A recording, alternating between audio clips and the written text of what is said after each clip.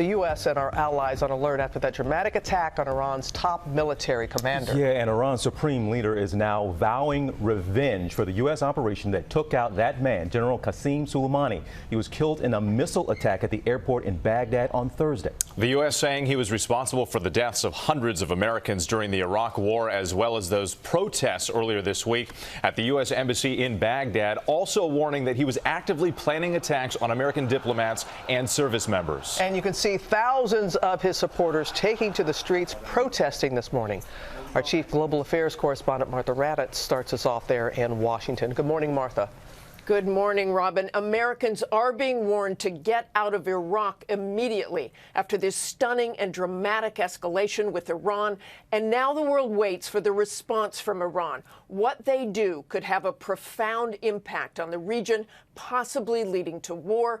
And given the threats this morning coming from Iran, a response is almost certain.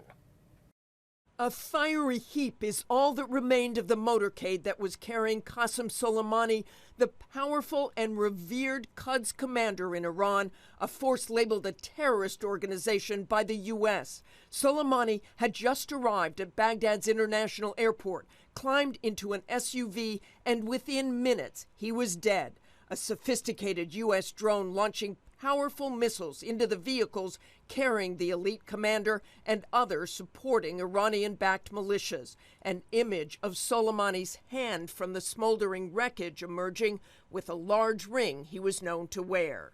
The Pentagon saying in a statement last night that Soleimani was actively developing plans to attack American diplomats and service members, adding that the strike was aimed at deterring future Iranian attack plans. Secretary of State Mike Pompeo going further today. We want the world to understand that there was, in fact, an imminent attack taking place. President Trump's decision to remove Qassem Soleimani from the battlefield saved American lives. Soleimani in the crosshairs after the death of an American contractor last week and the attack on the U.S. Embassy in Baghdad that followed. President Trump, who gave the final order to take out the Iranian official from his Florida retreat Mar-a-Lago, tweeting an American flag last night, and this morning tweeting Iran never won a war but never lost a negotiation.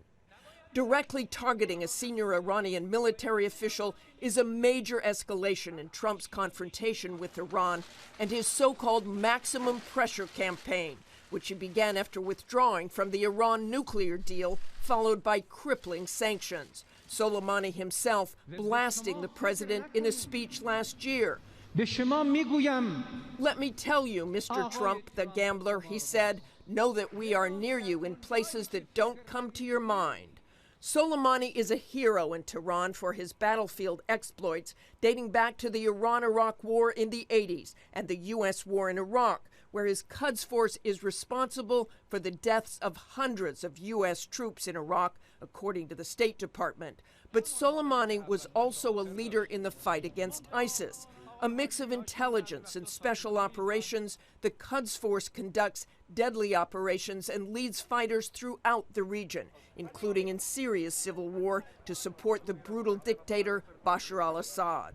Iran is all but certain to retaliate for the assassination, with fears of an escalation that could spiral into war. Iran's powerful Ayatollah saying this morning of his right-hand man, his efforts and path won't be stopped by his martyrdom. By God's power, rather a severe revenge awaits the criminals who have stained their hands with his and the other martyrs' blood last night. Martyr Soleimani is an international figure of resistance, and all such people will seek revenge. U.S. troops in the region are already on high alert, days after the embassy compound in Baghdad was stormed by a pro-Iranian militia and its supporters. The two-day siege forced Marines to deploy tear gas, an Apache helicopter to fire off flares in warning. That attack came after U.S. airstrike Sunday killed 25 militia members, a retaliation for the death of that U.S. contractor last Friday.